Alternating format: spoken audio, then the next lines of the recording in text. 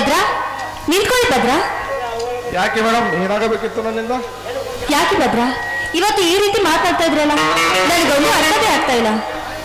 ನೋಡು ಕಲ್ಪ, ಶ್ರೀಮಂತರಾದ ನೀವು ಸಮಯಕ್ಕೆ ಸಂದರ್ಭವಾಗಿ ಬದಲಾಗುತ್ತೀರಿ, ಅದು ನನಗೆ ಅರ್ಥವಾಗಲಿಲ್ಲ. ಭದ್ರ, ಅವತ್ತು ನೀವು ನಮ್ಮ ಮನೆಗೆ ಬಂದಾಗ ನಾನು ನಿಮ್ಗೆ ಬಾಯಿ ಬಂದ ಹಾಗೆ ಮಾತನಾಡಿದೆ.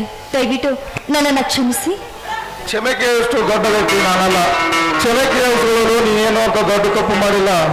ಅಂದು ರಾಮಾಯಣದಲ್ಲಿ ಸೀತಾಮಾತೆ ಮಾಯದ ಜಿಂಕೆಯನ್ನು ಬೇಡಿರಲಿಲ್ಲ ಅಂದರೆ ರಾಮನು ಅದರ ಬೆನ್ನು ಹತ್ತಿ ಬಂಗಾರದ ಜಿಂಕೆಯನ್ನು ತೆಗೆದು ಅದರ ಬೆನ್ನು ಹತ್ತಿ ಹೋದ ಹಾಗೆ ಹಿರಿಯರು ಹೇಳಿದ್ದಾರೆ, ಹೆಣ್ಣು ಮಾಯೆ ಗಂಡು ನಾಯಿ ಅಂತ. ಹೆಣ್ಣಿನಲ್ಲಿ, ಕುದುರಿನಲ್ಲಿ, ನೀರಿನಲ್ಲಿ ಯಾರಿಗೂ ಸಿಕ್ಕಿಲ್ಲ. ನಿಮಗೊಂದು ದೊಡ್ಡ ನಮಸ್ಕಾರ. ಆ ರೀತಿ ಮಾತಾಡಬೇಡಿ. ನಿಮ್ಮ ಮನಸ್ಸಿಗೆ ಎಷ್ಟು ನೋವಾಗಿದೆ ಅಂತ ನನಗೆ ಚೆನ್ನಾಗಿ ಗೊತ್ತಿದೆ. ನೋಡಿ, ಅವತ್ತು ನಾವಿಬ್ರು ಹಾಡಿ ಕುಡಿಯಿತು ನಮ್ಮ ಅಣ್ಣನ ಮುಂದೆ ಯಾರ ವಿಷಯ ತಿಳಿಸಿದ್ರು. ನಮ್ಮ ಅಣ್ಣ ಎಂತವನಂತ ನಿಮಗೂ ಚೆನ್ನಾಗಿ ಗೊತ್ತು ತಾನೆ. ಇದನ್ನು ನಾನು ನಂಬಬೇಕು? ನೀವು ನಂಬಗೋಸ್ಕರ ನಾನೇನ್ ಮಾಡ್ಬೇಕು ಹೇಳಿ?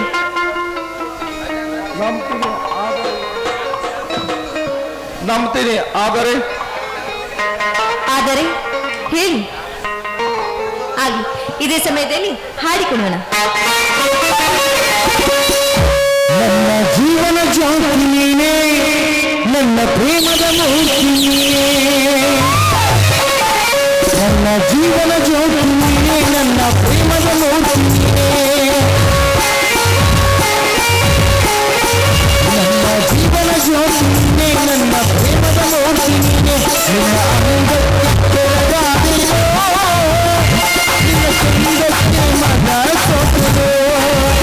ನಿನ್ನ ಅಂಗಕ್ಕೆ ಬೆಳಗಾದೆಯೋ, ನಿನ್ನ ಚಂದಕ್ಕೆ ಮನ ಸೋತೆಯೋ. ನೀರಾಧೇನ ಕೃಷ್ಣ ತಿರುಸುದಾನ ದುರ್ಗಾಣ, ಹೇ ಪ್ರೇಮಿಯೇ ಬರಿದಾರಿಯೇ. ನನ್ನ ಜೀವನ ಜ್ಯೋತಿ ನೀನೇ, ನನ್ನ ಪ್ರೇಮದ ಮೂರ್ತಿ ನೀನೇ.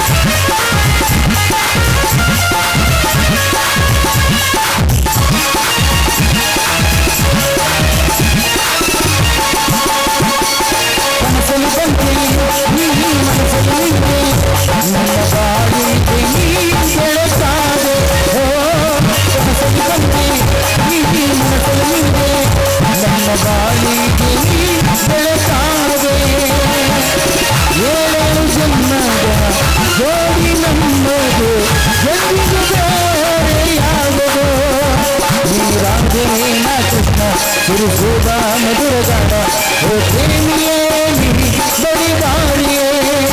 ನನ್ನ ಜೀವನ ಜ್ಯೋತಿ ನೀನೇ, ನನ್ನ ಪ್ರೇಮದ ಮೂರ್ತಿ ನೀನೇ. ನನ್ನ ಜೀವನ ಜ್ಯೋತಿ